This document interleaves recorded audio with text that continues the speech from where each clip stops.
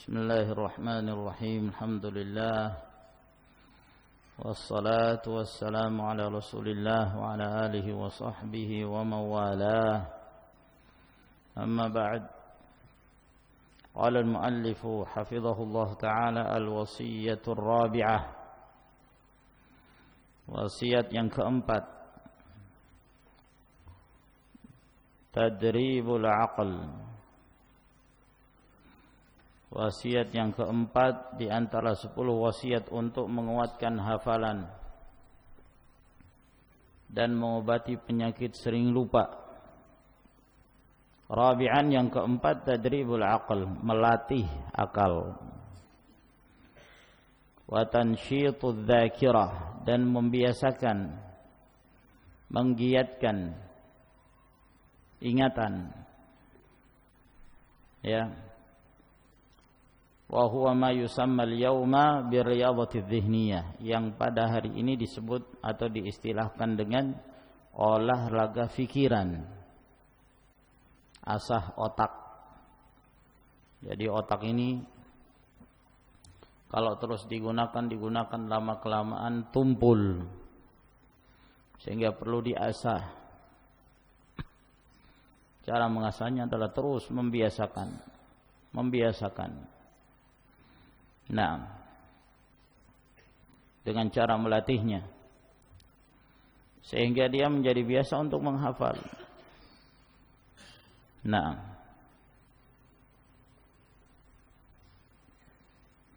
jadikan itu sebagai kesehariannya, rutinitasnya. Tinggalkan sifat malas untuk menghafal. Karena seorang akan terbiasa, akan berjalan bersama dengan kebiasaannya. Ya. Man aktsara min syai'in 'urifa bihi. Siapa yang banyak melakukan sesuatu maka dia akan diketahui dengannya. Kalau seorang itu pembawaannya malas,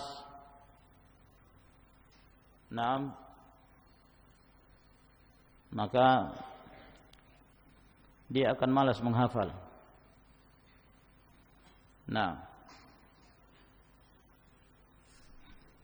Namun kalau dia biasakan tiap hari terus dia menghafal, dia berusaha memerangi rasa malas. Biasanya kesulitan itu hanya dirasakan pada awal-awalnya. Adapun yang berikutnya, ketika otak itu telah diasah, maka dia sudah menjadi kebiasaannya, menjadi rutinitasnya. Maka penting tadrib, terus melatih akal, membiasakan ingatan.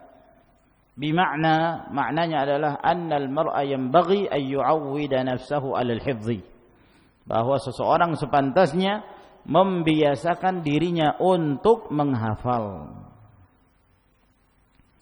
Wa la ya'tamidu da'iman 'alal kitabah, dan jangan dia selalu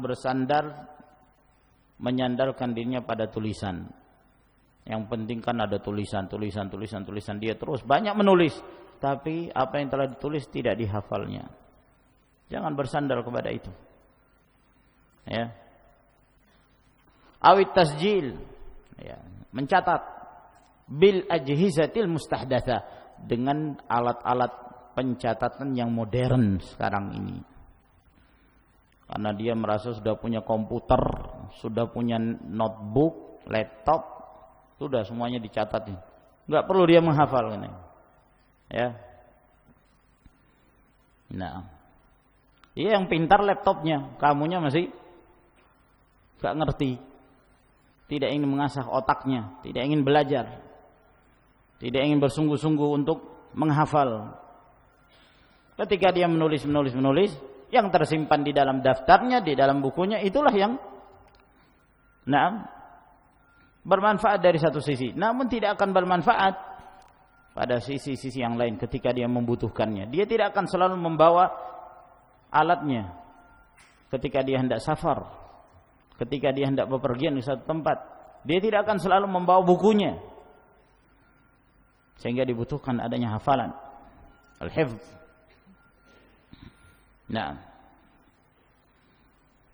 Ilmi aynama yammamtu yatba'uni. Ilmu itu di mana aku menuju, di mana aku pergi, ilmu itu bersamaku. Itulah ilmu yang sebenarnya. Nah, bukan ilmu yang terdapat di dalam kitab. Nah, pernah ada seorang, orang ini pada hakikatnya jahil, namun dia pandai berbicara. Dan memang kebanyakan orang-orang sekarang ini, para penceramah, para pengkhutbah, luar biasa kalau berbicara, Masya Allah, pandai berorasi, retorikanya bagus. Biasanya orang kalau sudah pandai ngomong, sudah jadi penceramah, ya, buka pengajian-pengajian. Nah, apalagi kalau sudah punya jenggot, mengandalkan jenggotnya. Nah, pakai kopiah, sudah selesai. Itulah ustaz tingkatan orang-orang ada di masyarakat kita ini. Yang penting orang sudah pandai berbicara, dia pandai mengatur kata-katanya, retorikanya bagus, sudah. Dialah ustaz, meskipun tidak punya ilmu sama sekali. Dan itu yang terlihat. Nah, para khutbah, orang-orang yang berkhutbah, para penceramah-penceramah, hanya pandai berbicara, tidak punya ilmu. Belajarnya dari mana? Otodidak, dari buku, tidak dibimbing oleh para ulama. Sebagian mengatakan, man kana syaikhuhu kitabahu khata'uhu aktsar min shawabih. Barang siapa yang gurunya bukunya tidak pernah duduk di hadapan para ulama, maka kesalahannya jauh lebih banyak daripada yang benarnya. Nah, orang ini termasuk di antara penceramah. Ya, suatu ketika dia ditanya tentang ilmu warisan. Ustadz, gimana kalau ada seorang meninggalkan keluarganya, ininya disebutkan istrinya, terus anaknya sekian, terus meninggalkan dari kerabatnya demikian dan demikian disebutkan. Bagaimana cara pembagian warisannya? Kata Ustadz ini, oh itu cara pembagian warisan sudah ada di laptop saya. Ya, saya lupa membawa, jadi nggak sempat untuk. Jadi di laptopnya itu sudah ada program yang kalau dimasukkan si fulan mati, meninggalkan fulan disebutkan, sudah tinggal tek, muncul untuk fulan sekian, untuk fulan sekian, untuk fulan sekian. Maunya yang instan gitu, ya. Maunya instan. Kalau bikin teh, bikin kopi, nggak mau dia bikin sendiri. Maunya yang sudah jadi, selesai. Maunya ilmu pun seperti itu. Selesai. Dia tidak perlu melelahkan diri untuk belajar. Harus mengetahui bahasa Arab, nggak perlu bagi dia. Jahil. Ajhal min himari ahlihi. Orang yang seperti ini. Namun diustadkan, dianggap Masya Allah. Hal-hal yang seperti ini, Ma'asyarul rahimakumullah, orang-orang yang tidak pantas untuk memegang khitabah, berkhutbah, atau apalagi memberikan pengajian ilmu. Nah, menyandalkan diri kepada komputer, tidak ingin menghafal, tidak ingin belajar, maka seorang talibul ilm harus berusaha. Ya, kata pepatah, salah satu pepatah Indonesia mengatakan, bersakit-sakit dahulu, bersenang-senang kemudian. Nah, seorang talibul ilm harus, ya, membuat dirinya itu lelah, membuat badannya itu lelah. Dalam hal apa? Talabul ilm. La yunalul ilm birahatil jasad. Ilmu itu tidak akan bisa diraih dengan santai, bersanteria, tidak ingin menghafal. Nah, waduh capek. Ya justru itu Itulah yang diinginkan bagi seorang talibul ilm. Dia merasa lelah untuk menghafal dan memahami ilmu. Otak ini harus diasah. Ya, sebab kalau tidak diasah, ketika dia menemui satu masalah, baru membaca 5 baris, pusing kepalanya. Aduh, enggak mampu sudah. Istirahat. Nah, ya, tiba giliran bermain-main, masya Allah, enggak ada ngantuknya. Baca 5 baris, ngantuk. Baca 5 baris, mau menghafal Al-Quran Karim, ngantuk. Tapi kalau dipanggil main bola, juara 1 paling depan. Panggil bermain ini, panggil ngobrol itu. Nah, menghabiskan waktunya dengan obrolan, bicara yang tidak ada manfaatnya. Nah, tapi giliran membaca, menghafal, malas. Hal-hal yang seperti ini, ma'asyiral ikhwah rahimakumullah, kebiasaan talibul ilmi yang jelek harus ditinggalkan.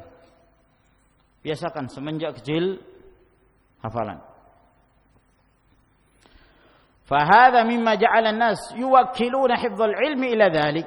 Maka ini, alat-alat ini, seorang menyandarkan diri kepada daftarnya, dia menyandarkan diri kepada komputernya atau yang semisalnya. Ini menjadikan manusia menyerahkan untuk memelihara ilmu itu kepada yang lain. Wa tarakul hifdz, sehingga dia meninggalkan untuk menghafal ilmu. Walihadza fa inna man kana qablana aqwa hifdza.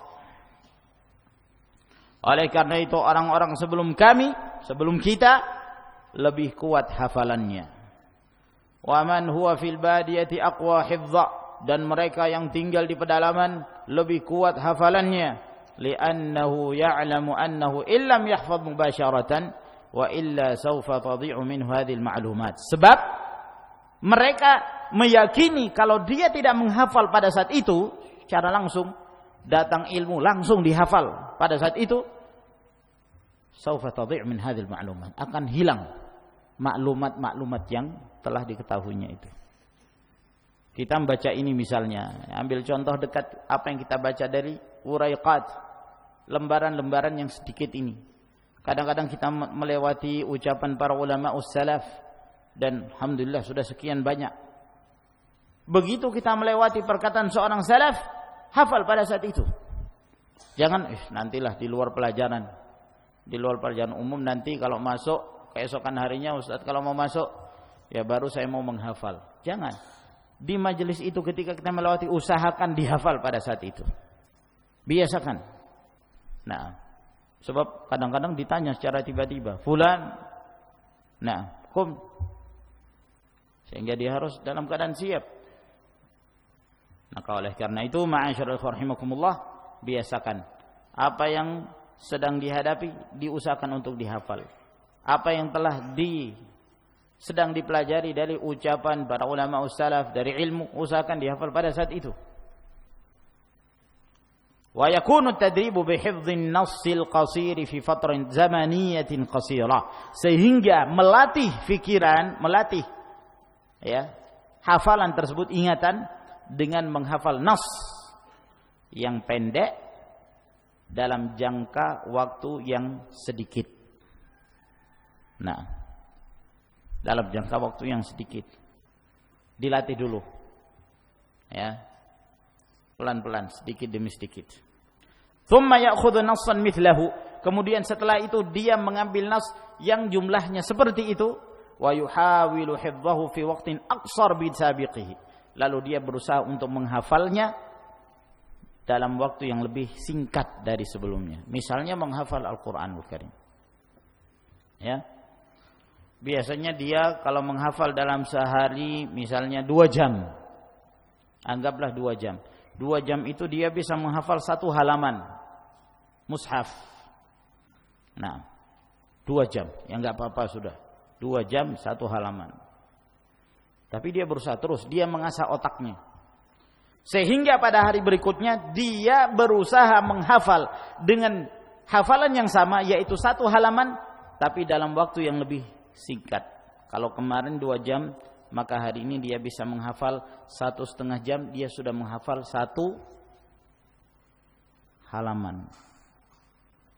Nah, terus seperti itu. Ya. Keesokan harinya dia berusaha lebih cepat lagi. Ya.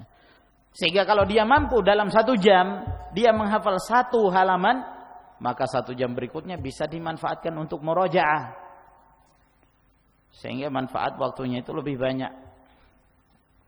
Nah, ini ma'asyiral ikhwah rahimakumullah yang beliau maksud. Kalau dahulu ya, anak-anak itu mereka belajar di katatib, kutab. Istilah katatib itu ya pelajaran sekolah untuk tingkatan anak-anak di zaman para ulama ussalaf. Mereka kalau ingin menghafal Al-Quran Karim, mereka membawa al-lawh, bukan mushaf yang mereka bawa. Mereka sudah punya papan yang akan ditulis di atasnya. Nah, nanti gurunya menuliskan di papan tulis apa yang akan dia hafal. Setelah ditulis, suruh anak-anak itu menghafal. Maka dihafal apa yang telah dia tulis. Ditulis dulu terus dihafal. Nah, setelah dia menghafal, itu dihapus. Jadi sudah enggak ada lagi. Nah, apa yang sudah ditulis itu yang dihapus. Ya. Sehingga dia betul-betul berusaha untuk mengingat. Dan subhanallah, cara yang seperti ini lebih efektif bagi mereka. Nah, sehingga mereka ada yang umurnya masih muda, sudah hafal Al-Quran Karim 8 tahun, 9 tahun, 10 tahun. Dalam waktu cepat mereka menghafal. Ada sebagian mengatakan bahwa cara seperti ini itu masih digunakan di sebagian daerah, seperti di Mauritania, di Shinqit, Al-Magharibah, itu masih ada ya katatib yang mereka menggunakan cara seperti ini. Jadi mereka hanya membawa papan lalu kemudian tulis di atasnya, ya anggaplah seperti kapur atau yang semisalnya, ditulis. Setelah itu dia menghafal apa yang telah dia tulis. Setelah itu dihapus. Nah, ya sekarang mushaf sudah tersedia 30 juz. Nah, tapi enggak hafal-hafal. Nah, kecuali yang diberi kemudahan oleh Allah Subhanahu wa taala. Kenapa? Himmah dha'ifah, semangat yang kurang. Nah, merasa berat. Jangan kemudian ketika seorang mempelajari satu ilmu, pada awal kali melangkah dia sudah merasa berat. Jangan ada perasaan berat. Seorang harus punya semangat yang kuat bahwa apa yang dia pelajari akan dia lewati. Dia mampu untuk melewatinya. Nah, harus ada tekad pada diri kita. Saya harus bisa menghafal Al-Quran Karim. Saya harus bisa melewati ilmu ini. Saya harus. Meskipun pada awalnya sulit, sesuatu yang sulit itu lama-kelamaan menjadi sesuatu yang mudah. Dengan cara apa? Ini yang disebutkan tansyitu adz-dzakirah. Senantiasa menggiatkan ingatan, melakukan asah otak, itu akan memberi kemudahan. Ka'ayyafrida 'ala nafsihi hifdha 40 baitan min alfiyati Suyuti. Seperti misalnya dia mengharuskan dirinya untuk menghafal 40 bait dari Alfiyah Suyuti. Alfiyah Suyuti maksudnya alfiyah dalam ilmu mustalahul hadis. Disebut alfiyah karena jumlah bait syairnya itu 1000-an. Maka misalnya dalam sehari dia menghafal 40 bait. Fi 3 saat, dalam waktu 3 jam. 40 bait. Wa minal ghadi yuhawilu hifdha 50 baitan. Keesokan harinya dia berusaha menambah 50 bait fil waqti nafsihi. Dalam waktu yang sama. 3 jam tapi sudah bertambah. Kemarinnya 40 jadi 50 bait. Wa min ba'di ghadin yahfadhu 60 baitan fil waqti nafsihi. Setelah itu pada hari yang berikutnya dia menghafal 60 bait pada waktu yang sama 3 jam. Fayusbihul amru alaihi yasulu yauman ba'da yaumin. Sehingga permasalahan menghafal setelah itu menjadi satu yang mudah bagi dia. Semakin bertambah hari semakin mudah bagi dia untuk menghafal. Wa a'rifu ba'd al-ikhwan mimman kana yashqu alaihi hifdzul arba'in an-nawawiyah. Aku mengenal ada sebagian ikhwan dahulu mereka ini sulit sekali untuk menghafal arba'in nawawi, suatu hal yang sulit. Ma'a israrihi, namun dia terus berusaha. Wa tadarrujihi fil hifdzi. Ya, lalu dia terus melangkah pada hafalannya, terus semangat. Maka ini penting ya ikhwan. Semangat. Naam. Asah otak, kemampuan, kepandaian. Naam. Sambil seorang bertakwa kepada Allah Subhanahu wa taala.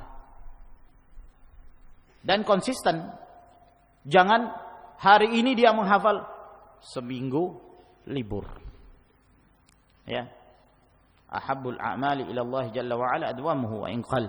Amalan yang paling dicintai Allah yang bisa dilakukan secara rutinitas meskipun sedikit. Nah, setelah itu sebagian ikhwan ini hafizul arba'in. Dia pun sudah menghafal arba'in nawawiyah. Kenapa? Dia konsisten, bersabar, terus dia berusaha memerangi kesulitan yang dihadapinya. Setelah itu, wa umdatul ahkam, dia menghafal umdatul ahkam. Bal zadat raghbatuhu lil hifdzi ila ma huwa atwal. Bahkan dia semakin bersemangat untuk menghafal yang lebih panjang dari itu, ya, kitab-kitab yang lebih besar. Wa indama aradu alaihi ba'd al-kutubil mukhtasarah qala hadha sahlun ahfadhu fi yawm. Ketika mereka memberikan ada sebagian kitab ringkas, ya, sedikit, maka dia mengatakan, wah ini mudah untuk dihafal, sehari saya bisa hafal. Kenapa? Karena dia sudah terbiasa untuk menghafal. Fanzur kaifa ala al-amru ila hadhihi al-quwwah, maka perhatikanlah bagaimana perkara orang tersebut menjadi kuat ba'da an kana yata'adzaru alaihi al-hifdz bil kulliyah, padahal sebelumnya dia merasa sangat sulit untuk menghafal, ya, apa yang ingin dihafalnya. Maka yang terpenting dalam hal ini adalah melatih diri, membiasakan, butuh ada semangat. Nabi sallallahu alaihi wasallam mengatakan, ihris ala ma yanfa'uk, bersemangatlah kamu untuk mencari hal-hal yang memberikan manfaat kepadamu. Maka ini ikhwan wasiat yang keempat dari 10 wasiat dari kitab yang kita bacakan ini. Semoga bermanfaat. Sampai di sini insyaallah. Wa akhiru da'wana alhamdulillahi rabbil alamin. Tafaddalu hafizakumullah.